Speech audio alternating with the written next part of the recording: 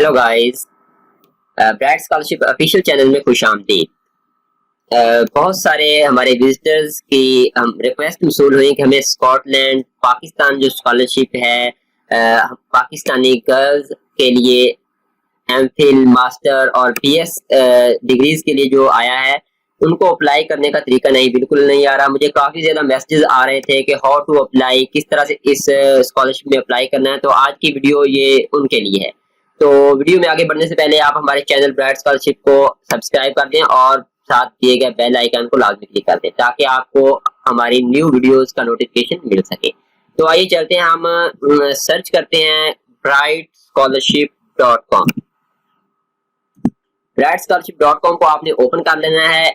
जैसे ये website open होगी आपके सामने इस तरह का कोई ओवरव्यू आपके सामने ओपन हो जाएगा। तो आपने क्या करना है, ये पढ़ा हुआ स्कॉलरशिप स्कॉटलैंड गवर्नमेंट का स्कॉलरशिप है। ये पाकिस्तानी यूनिवर्सिटीज में जो स्टूडेंट्स पढ़ रहे हैं और जिन्होंने एडमिशन लिया है एमएस में, बीएस में, एमफिल में, वो इसमें अप्लाई कर सकते हैं। तो ये वेबसाइट में जो आर्टिकल लिखा गया है इसमें सारी डिटेल इसमें दी गई है कि कौन कौन से स्टूडेंट इसमें अप्लाई कर सकते हैं। ये देख लें, अंडर ग्रेजुएट डिग्री के लिए अप्लाई कर सकते हैं आप, मास्टर एमफिल डिग्री के लिए अप्लाई कर सकते हैं।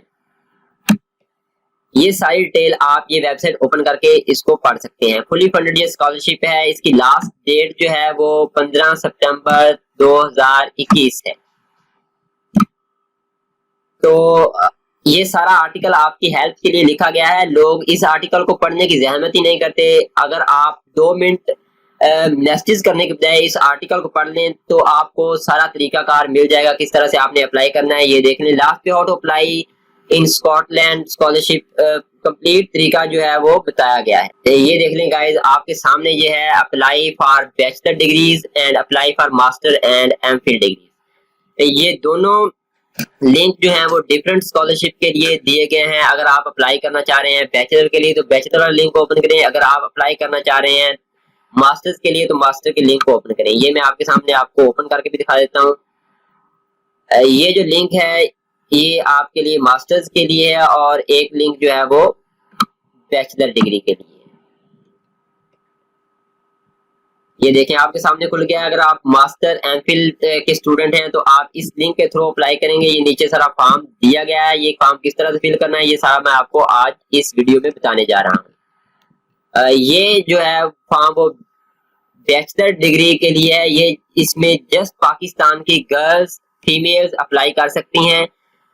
बहुत ही आसान तरीकाकार है अप्लाई का। मैंने ऑलरेडी ये फॉर्म फिल करके रखा हुआ है तो मैं उस फॉर्म पे आपको लिए चलता हूँ। ये मैंने मास्टर और एमफिल के लिए अप्लाई कर रहा हूँ। सेम दोनों फॉर्म है। जस्ट आपने जब आपने अपनी एजुकेशन इंफॉर्मेशन फिल करनी है तो उसमें आपने अपना रिकॉर्ड डालना है कि आप बैचलर के लिए कर रहे हैं या एमफिल के लिए कर रहे हैं।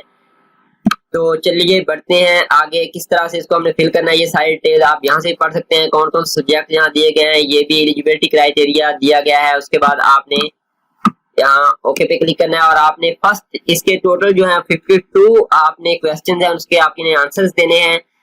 वो क्वेश्चंस आपके मुतल्लिक ही हैं, सारी आपकी इंफॉर्मेशन है उसमें। ये देखें, फर्स्ट क्वेश्चन में आपने अपना फुल नेम बताना है जो आपके CNIC कार्ड पे लिखा गया है। तो ये मैंने मैं सपोज इंफॉर्मेशन फिल कर रहा हूँ जस्ट आपकी को गाइड करने के लिए किस तरह से आपने इसमें अप्लाई करना है। उसके बाद आपने जेंडर बतानी है। ये क्योंकि जस्ट वुमेन और फीमेल्स के लिए है जो हमारे डिफरेंट यूनिवर्सिटीज में पढ़ रही हैं जिन्होंने अभी एडमिशन लेना है। तो बहुत सारे स्टूडेंट्स को ये भी कंफ्यूजन है कि वो अप्लाई करेंगे जिनका एडमिशन ऑलरेडी सिक्योर है या वो जिन्होंने एडमिशन लेना है वो भी अप्लाई कर सकते हैं। तो मैं आपको बताता चलूं कि वो स्टूडेंट जिन्होंने एडमिशन लिया हुआ है वो भी अप्लाई कर सकते हैं, जिन्होंने अभी एडमिशन नहीं लिया वो भी अप्लाई कर सकते हैं। लेकिन जब आपको ये स्कॉलरशिप दिया जाएगा तो उससे पहले आपने अपना जिस यूनिवर्सिटी में आपका एडमिशन कंफर्म हो जाता है उसकी डिटेल यहाँ अगेन अपडेट करनी है।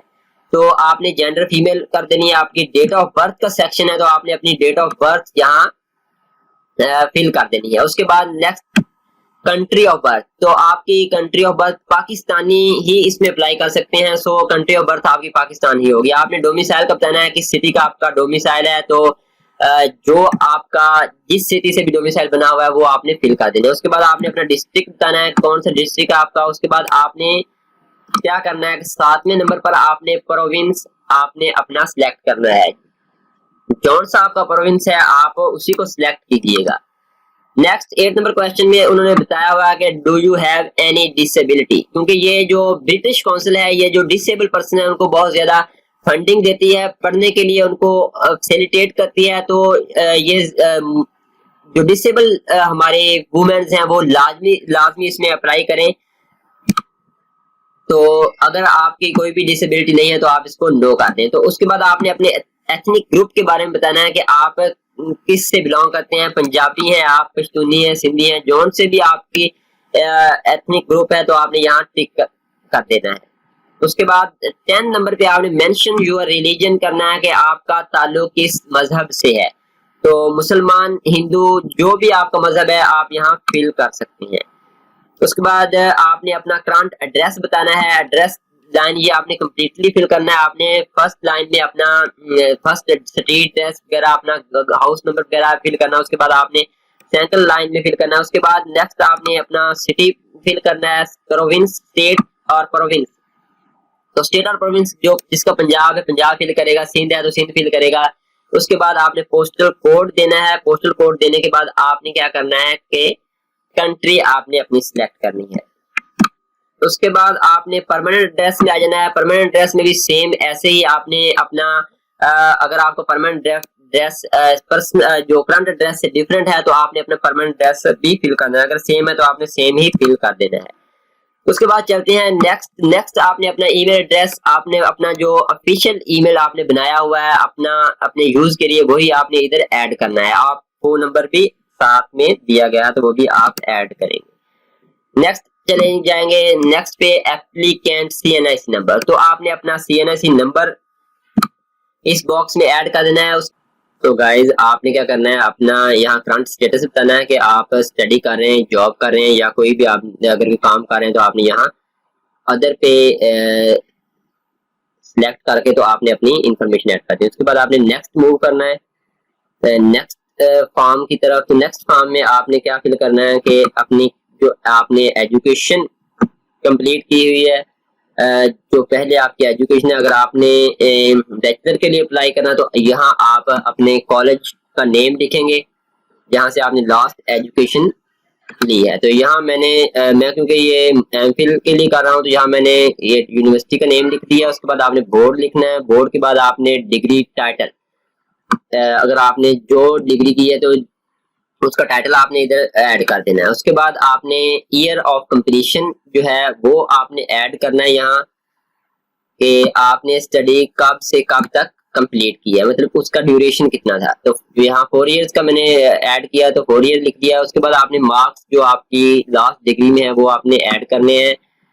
अगर CGPA है तो आपने CGPA ऐड कर देना है और अगर आपके मार्क्स हैं तो आपने यहाँ मार्क्स और परसेंटेज भी आपने ऐड कर देनी है। और इसको ओके करने के बाद आपने नेक्स्ट मूव कर देना है। तो नेक्स्ट आपने अपना जो एडमिशन, अगर तो आपने एडमिशन ऑलरेडी लिया हुआ है तो आपने उस इंस्टीट्यूट का नेम ऐड कर देना। अगर आपने नहीं लिया तो वो भी आपसे इंफॉर्मेशन मांगेंगे तो वो आपने ऐड कर देनी है। तो चलिए देखते हैं आगे क्या चीज उनको रिक्वायर है। मैंने ये ऐड किया है कि do you have a confirm admission from an HEC recognised university. आपको इस स्कॉलरशिप के लिए किसी भी HEC रिकॉग्नाइज्ड यूनिवर्सिटी में एडमिशन लेना लाजमी है। अगर आपने पहले से लिया हुआ है तो आप यस लिखेंगे, अगर आपने नहीं पहले से लिया तो आप नो पे क्लिक कर देंगे। तो यस पे अगर क्लिक करके आप नेक्स्ट मूव करेंगे तो आपसे इंफॉर्मेशन मांगेगा कि आपने किस यूनिवर्सिटी में एडमिशन लिया है।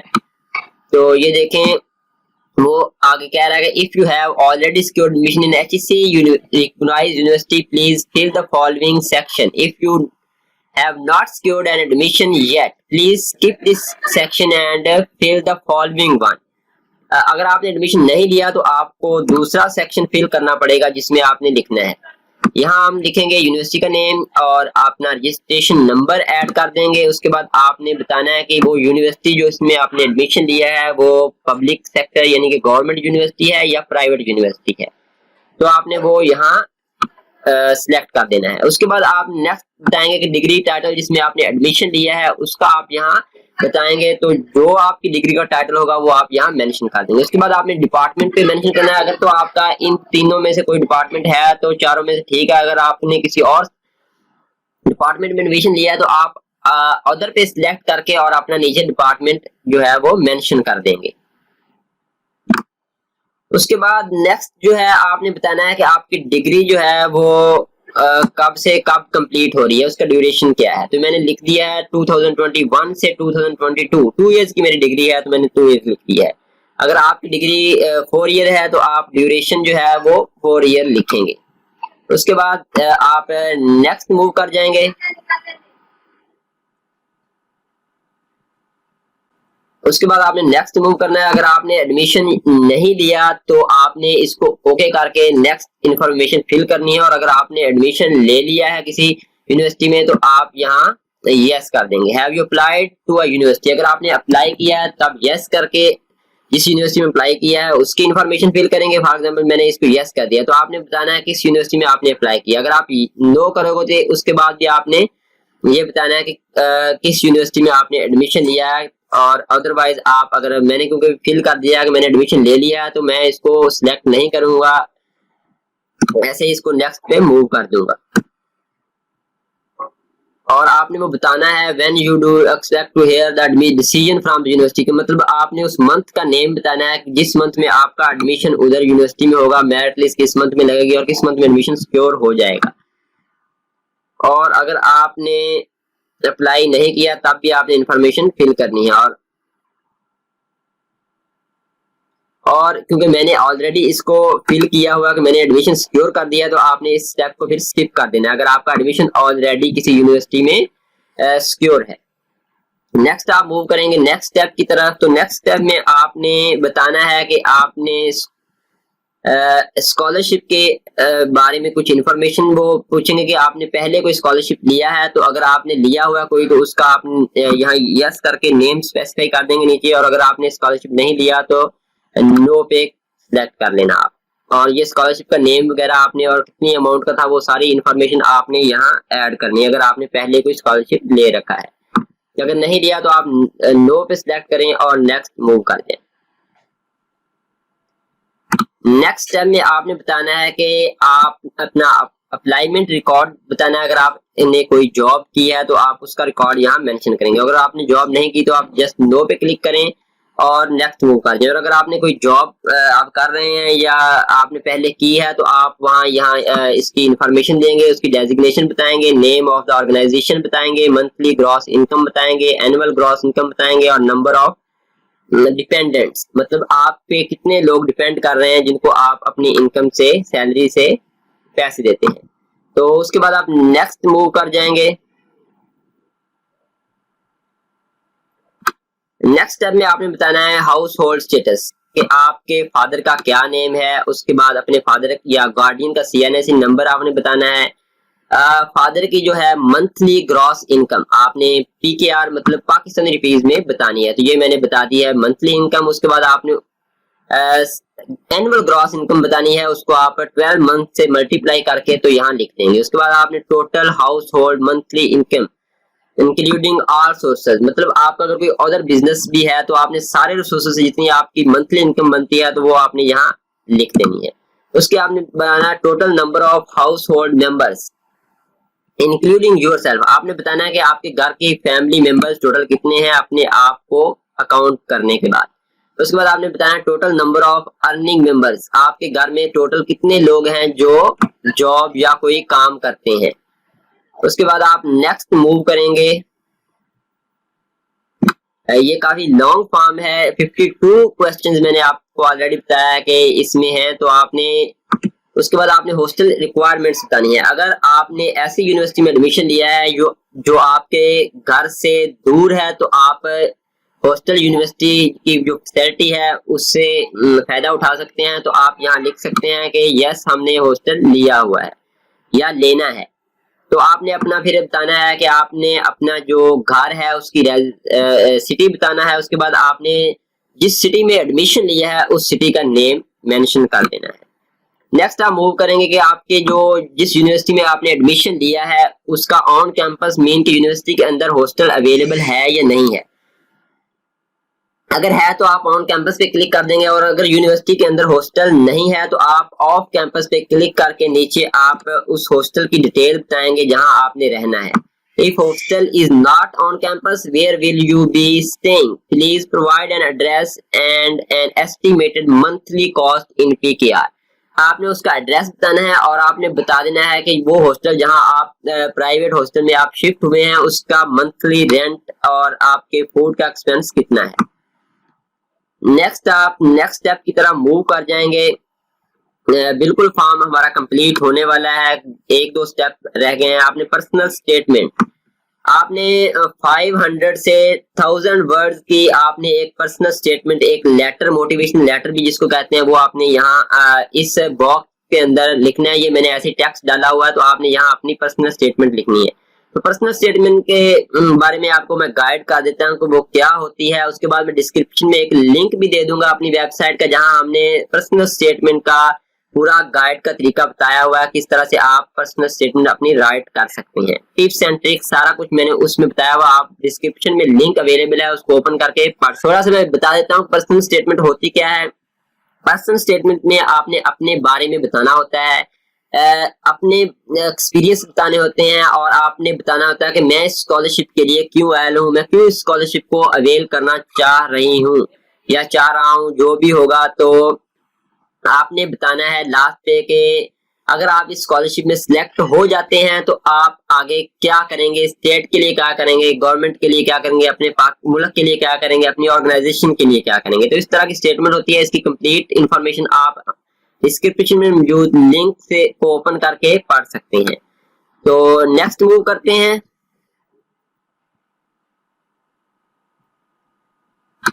नेक्स्ट स्टेप में कुछ रिक्वायर्ड डॉक्यूमेंट्स जो आपने ड्यूरिंग अप्लाई अपलोड करने हैं, तो वो डॉक्यूमेंट मैं आपको बता देता हूँ कौन कौन से हैं। उसमें यह है कि फॉलोइंग डॉक्यूमेंट्स आपने पर्सनल जो आपके अपडेट करने हैं। आपने कॉपी ऑफ CNIC, या अगर आपका CNIC नहीं बना हुआ तो फॉर्म बे की कॉपी आपने अपनी और अपने गार्डियन, अपने पेरेंट्स की जो है वो इधर अपलोड करनी है। उसके बाद आपने number 2 salary slip of the parents guardian आपने अपलोड करनी है। अगर आपके फादर किसी गवर्नमेंट या प्राइवेट सेक्टर से रिटायर हो चुके हैं तो आपने उनकी पेंशन स्लिप जो है वो अपलोड कर देनी है। उसके बाद पेंशन स्लिप का बताया हुआ, अगर आप गवर्नमेंट किसी जॉब से रिटायर्ड हैं तो अगर एनी अदर सपोर्टिंग लेटर और proof of parents guardian occupation, मतलब अगर आपके जो कोई आपके पेरेंट्स जो हैं वो कोई और काम करते हैं, उनकी कोई जॉब नहीं है, जाहिर बात अगर वो जॉब नहीं करते, कोई प्राइवेट बिजनेस करते हैं, तो उनको लिए कोई प्रूफ देना लाजमी है। तो आप क्या करेंगे, आप किसी भी अपने स्टाम्प पेपर के पास जाएं और एक अपनी इनकम सर्टिफिकेट बनवा लें। इनकम सर्टिफिकेट बना के इधर अपलोड कर दें। Copy of certificates, result sheets of most recent completed educational degree, आपकी जो लास्ट डिग्री है उसका आपने जो आपकी डिग्री है उसकी आपने कॉपी को स्कैन करवा के रख लेना है, वो भी आपने अपलोड करनी है। कॉपी ऑफ ऑफर लेटर और confirmation of admission from HEC recognised university और कॉलेज, अगर आपने किसी भी यूनिवर्सिटी में एडमिशन ले लिया है तो आपने क्या करना है, उसकी जो आपका एडमिशन की कंफर्मेशन कॉपी जो है वो आपने अपलोड करनी है, और आपकी ने जो सेमेस्टर की फी आपने पे की है या एनुअल फी जो पे की है उसकी स्लिप भी आपने अपलोड करनी है। 5 नंबर पे आपने copy of total tuition fee, ये मैंने आपको ऑलरेडी बता दिया है कि वो आपने अपनी ट्यूशन फी जो भी आपने सेमेस्टर फी पे की है उसकी आपने कॉपी जो है, और हॉस्टल फी अगर कोई पे की है तो वो भी आपने कॉपी उसकी स्कैन कॉपी अपलोड करनी है। तो नेक्स्ट हम ओके करके मूव करते हैं। तो आपने क्या करना है, एप्लीकेंट CNICR बे फॉर्म की कॉपी आपने इस सेक्शन में चूज फाइल पे जाके क्लिक करके ओपन अपलोड कर देनी। मैंने यहाँ कोई भी ऐसे रैंडम पिक्चर जो है वो अपलोड कर दी है, तो आपने अपनी जो है वो CNIC की फ्रंट साइड से कॉपी जो है वो अपलोड करनी है। उसका फॉर्मेट PDF, JPG या कोई भी हो सकता है, और वो 16 MB से कम की होनी चाहिए, उसका साइज ज्यादा नहीं होना चाहिए। उसके बाद आपने सैलरी स्लिप भी यहाँ अपलोड कर देनी है 48 सेक्शन में, और 49 सेक्शन में आपने copy of certificate, result sheet, most recent आपने अपनी जो लास्ट डिग्री है उसका ट्रांसक्रिप्ट और डिग्री जो है वो अपलोड कर देनी है। अगर आपके पास एक या एक से दो फाइल है जो आपने अपलोड करनी है, तो आप क्या करें कि उस दोनों को मर्ज करके एक डॉक्यूमेंट बना के पीडीएफ यहाँ अपलोड कर सकते हैं। उसके बाद आपने 50 नंबर पे कॉपी ऑफ ऑफर लेटर, मतलब जिस यूनिवर्सिटी में आपने एचईसी के इंस्टीट्यूट में एडमिशन लिया है किसी में, तो आपने उसका जो कंफर्मेशन कॉपी है वो यहाँ अपलोड करनी है। उसके बाद आपने अपने हॉस्टल फी और जो यूनिवर्सिटी की सेमेस्टर फी पे की है उसकी जो चलान फॉर्म है वो आपने इधर अपलोड करना है। उसके बाद आपने नेक्स्ट पर मूव कर देना है। नेक्स्ट मूव करेंगे तो आप यहाँ डेटा पॉलिसी जो है इस वेबसाइट की, और ये जो स्कॉटलैंड गवर्नमेंट स्कॉलरशिप जो पाकिस्तानी वुमेन्स के लिए ऑफर कर रहे हैं, इस पे आपने ओके करना है, इससे आपने एग्री करना है। तो इसको ओके करने के बाद आपने यहाँ अपना फुल नेम अगेन आपने बताना है, आपका फुल नेम क्या है। तो जो भी आपका फुल नेम है आपने वो ऐड कर देना है जो आपके आईडी कार्ड पर लिखा हुआ है। ये मैं एक सपोजेबल नेम जो है यहाँ ऐड कर रहा हूँ। उसके बाद आपने डेट लिखनी है जिस डेट को आप अप्लाई करें। फॉर एग्जांपल आज 1 अगस्त है, तो मैं 1